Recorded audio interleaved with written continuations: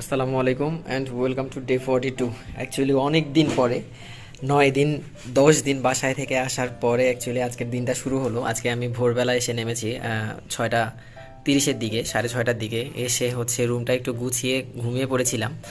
এখন 12:30 বাজে almost. So দাদু অলরেডি এসছে। দাদু অনেক দিন থেকে খুবই আপসেট ছিল আমি ছিলাম না জন্য।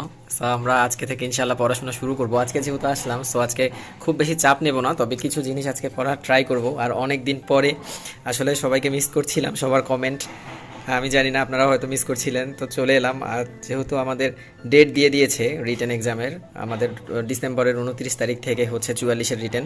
সো এই 2 মাস বরাবর আজকে থেকে আমরা মোটামুটি কাজে লাগাবো ইনশাআল্লাহ। যাই হোক, আজকের রুটিনটা মোটামুটি ফিক্স করে ফেলি, দেন চলে আসছি।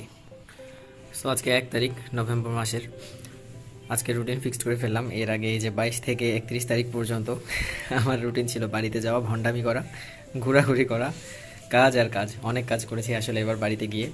যাই হোক, অনেক ভালো একটা টাইম স্পেন্ড করে এসেছি। এখন আসলে পড়াশোনার সময়, আর আমার বেশ কয়েকটা ইচ্ছাও এবার পূরণ হলো বাড়িতে গিয়ে। আপনারা হয়তো বা দেখেছেন, আলহামদুলিল্লাহ একটা বাইক নিয়ে নিলাম, অনেক দিনের স্বপ্ন ছিল। আর আজকের ম্যাথ করব মুনাফা অধ্যায়টা, বাংলাদেশ অ্যাফেয়ার্সের 11-12 অধ্যায় করব, একটা কম্প্রিহেনশন, টিএম পার্ট আর নিউজ। আজকে এতটুকুই কজ আজকে হচ্ছে অনেক টায়ার্ড আমি, প্লাস বেশ কিছু কাজও করতে হবে অনেক দিন পরে যেহেতু এসেছি। আর 10 তারিখের মধ্যে আমি ট্রাই করব যে সবগুলো সাবজেক্ট গুছিয়ে এনে দেন একদম মানে ভালোভাবে রিভিশন দেওয়া শুরু করার। সো ঠিক আছে, তাহলে আমার জন্য শুভকামনা। জার্নি করে এসে আজকে সারা দিন ঘুম পাচ্ছে। যাই হোক, আমি ম্যাথ অর্ধেক অধ্যায় করেছি, ওই মুনাফার অধ্যায়টা করার পর দুপুরে ঘুমিয়েছিলাম, বিকেলবেলা উঠে একটু 10 নম্বরের দিকে গিয়েছিলাম কনফিডেন্সে। অ্যাকচুয়ালি কনফিডেন্সে গিয়েছিলাম কারণ এই দুইটা বই আনার জন্য। 44-এর রিটেনের জন্য ইম্পেরিক্যালটা বের হয়েছে অলরেডি, আতিক স্যারের ইন্টারন্যাশনাল, আর কনসেপচুয়ালটাও নিয়ে আসলাম। অনেকেই আমার এই টেবিলের মধ্যে ম্যাপটা দেখে জিজ্ঞেস করেন যে ভাইয়া আপনার ম্যাপটা কার ম্যাপ, এটা জিজ্ঞেস করেন। এটা আসলে শাহ আব্দুল হাইয়ের ম্যাপ, কিন্তু ম্যাপটা খুবই বাজে, এখানে অনেক ইনফরমেশন নাই। আমার আগে এই যে কনফিডেন্সের ম্যাপটা ছিল, আমি আবারও এটাই আজকে কিনে নিয়ে আসলাম, এটাই হচ্ছে দেয়ালে লাগিয়ে ফেলবো। সো আপনারা ম্যাপ নিলে আমার মনে হয় যে ইন্টারন্যাশনালের জন্য হোক আর বাংলাদেশের জন্য হোক, কনফিডেন্সের ম্যাপটা নিতে পারেন, কজ এখানে অনেক ইনফরমেশন দেয়া, আর জিনিসগুলো যেগুলো আসলে লাগে সেই ইনফরমেশনগুলো দেওয়া।